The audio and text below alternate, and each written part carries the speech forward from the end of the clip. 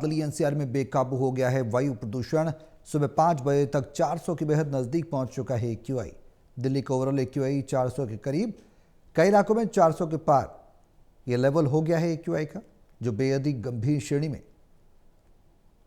नजर आ रहा है। ऐसे में अब दिल्ली वासी, दिल्ली एनसीआर वासी जहरीली हवा में सांस लेने पर मजबूर हैं। दिल्ली एनसीआर पूरी तरह से गैस चैम्बर में तब्दील हो चुका है, इस बात से भी इनकार नहीं किया जा सकता। और जिस तरह से ओवरऑल एक्यूआई 400 के पार बना हुआ है, गंभीर स्थिति और गंभीरतम स्थिति इसे कहा जाएगा। हालांकि इस बीच दिल्ली सरकार की तरफ से लगातार कोशिश की जाती रही, क्लाउड सीडिंग की, आर्टिफिशियल रेन की, और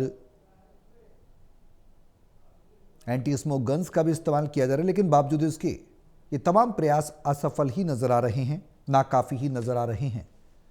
ऐसे में हर बार की तरह इस बार भी क्या कुदरत के भरोसे बैठकर ही वायु प्रदूषण कम किया जा सकेगा या बैठा जाएगा, ये भी एक सवाल है। और सरकार की जो प्रयास हैं उनको आगे किस तरह से जो प्रशासनिक अमला है वो रफ्तार देगा और मौजूदा स्थिति से कैसे निजात पाई जाए, ये तमाम बड़े सवाल बने हुए हैं। हमारे सहयोगी विशाल सिंह हमारे साथ हैं फोन लाइन पर, ज़्यादा जानकारी के लिए सीधे उनका रुख करेंगे। विशाल, मौजूदा की स्थिति की अगर बात करें तो 400 के पार एक्यूआई अब तक रिकॉर्ड किया जा रहा है, जो मीटर है वो कहीं ना कहीं खतरे का संकेत लगातार दे रहा है। अब आगे क्या कुछ प्रयास है, क्या कुछ उम्मीद की जा सकती है इसमें सुधार की? सौरभ, देखिए, अभी जिस तरह से राजधानी दिल्ली का एक्यूआई लेवल बना हुआ है 400 के बेहद ही करीब ये स्तर जो है पहुंच चुका है। अब ऐसे में काफी ज्यादा परेशानियां जो है लोगों को हो रही हैं। सुबह के समय आसमान में कभी सफेद धुंध भी जो है वो साफ तौर पर देखी जा रही है।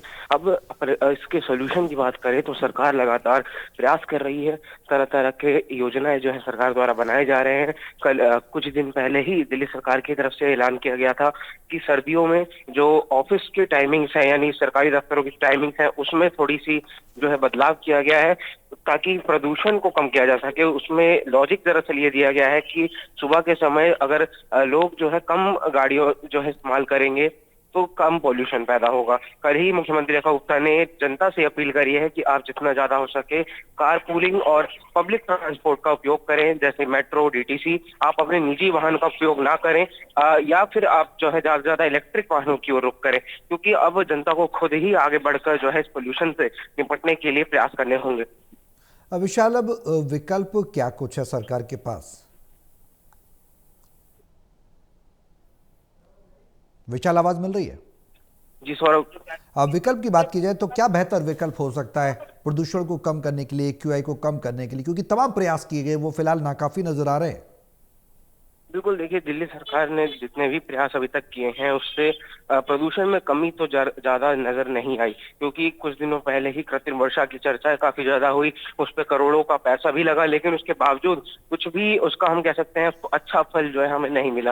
लेकिन अब यहाँ पर जनता को खुद आगे बढ़कर जो है सरकार का सहयोग करना होगा। और जिस तरह से पोल्यूशन लगातार बढ़ रहा है तो उम्मीद जताई जा रही है कि जल्द ही ग्रैब का जो तीसरा चरण है उसको लागू किया जा सकता है। फिलहाल अभी दिल्ली में ग्रैब का दूसरा ही चरण जो है लागू है, उसके तमाम प्रतिबंध दिल्ली में लगाए गए हैं, जिनके अनुसार दिल्ली में कई जो बाहरी गतिविधियां हैं उन पर पाबंदी लगाई गई है। लेकिन अगर ग्रैब 3 लगता है तो इसमें और भी ज्यादा पाबंदियां जो है लगाई जा सकती हैं। विशाल, अगर बात करें आगे की संभावनाओं की बात करें, मौजूदा स्थिति की, तो वाकई में खतरनाक है जो स्थिति देखने को मिल रही है। तैयारियां क्या कुछ नहीं थी दिल्ली सरकार के द्वारा या नाकाफी थी, इस पर सियासत भी देखने को मिल रही है। विपक्ष लगातार सवाल खड़े कर रहा है कि इस बार विंटर एक्शन प्लान था ही नहीं सरकार का, क्या वाकई में ऐसा था? अब बिल्कुल, देखिए, अगर आगे की तैयारियों की बात करें, सरकार जो है इसी इंतजार में थी कि दिल्ली में कृत्रिम वर्षा हो, लेकिन उसका कोई भी फल जो है जरूर नजर नहीं आया। तो अब विपक्ष भी हर मोर्चे पर सरकार को घेरने का काम कर रही है, चाहे वो डेटा मैनिपुलेशन के आरोप हो या फिर एक्यूआई लेवल में छेड़छाड़ की बात हो।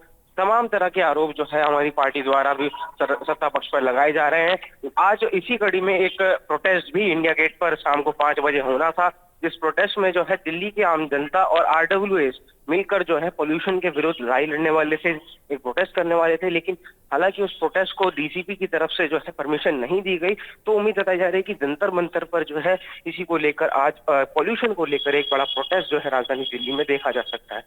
हाँ विशाल, प्रोटेस्ट तो है, सियासत भी है। इस बीच आईएमडी क्या कुछ कह रहा है? क्या मौसम विभाग ये बता रहा है कि बारिश होगी, प्राकृतिक बारिश होगी, उसकी उम्मीद अभी की जा सकती है? क्योंकि जाहिर सी बात है, हम हर साल देखते हैं जब एक्यूआई बढ़ता है तो नेचुरल रेंज जो होती है उसके बाद ही एक्यूआई लेवल डाउनफॉल होता है, नीचे आता है, जो मीटर है उसका गिरता है। लेकिन जब तक नहीं होती तब तक इस तरह की स्थिति बनी रहती है। क्या कुछ राहत के संकेत मिल रहे हैं आईएमडी के द्वारा? देखिए, मौसम विभाग की तरफ से बात करें तो मौसम विभाग की तरफ से फिलहाल राहत के कोई भी संकेत जो है दूर दूर तक नहीं दिए गए हैं। मौसम विभाग की जो बुलेटिन है उसके अनुसार ये अनुमान जताया गया है कि आने वाले दिनों में ठंड और ज्यादा बढ़ेगी और जो धुंध है आसमान में वो भी और ज्यादा छाएगी। तो इस वजह से ये उम्मीद जताई जा रही है कि फिलहाल राहत तो कोई नहीं है, कोई बारिश के आसार नहीं है। लेकिन अगर किसी भी समय बारिश होती है, किसी भी वेस्टर्न डिस्टर्बेंस के सक्रिय होने की वजह से दिल्ली में बारिश होती है, तो अचानक ये जो पॉल्यूशन का ग्राफ है वो काफी नीचे आ जाएगा। जिस तरह से एक लेवल कई इलाकों में 400 को भी पार कर चुका है, तो उसमें एक बड़ी राहत मिल सकती है। तो इसका हम कह सकते हैं प्राकृतिक समाधान एकमात्र बारिश है, लेकिन बारिश ठीक है, होने के आसार अभी फिलहाल दूर दूर तक नहीं जताए गए हैं। बहुत शुक्रिया विशाल तमाम जानकारी साझा करने के लिए।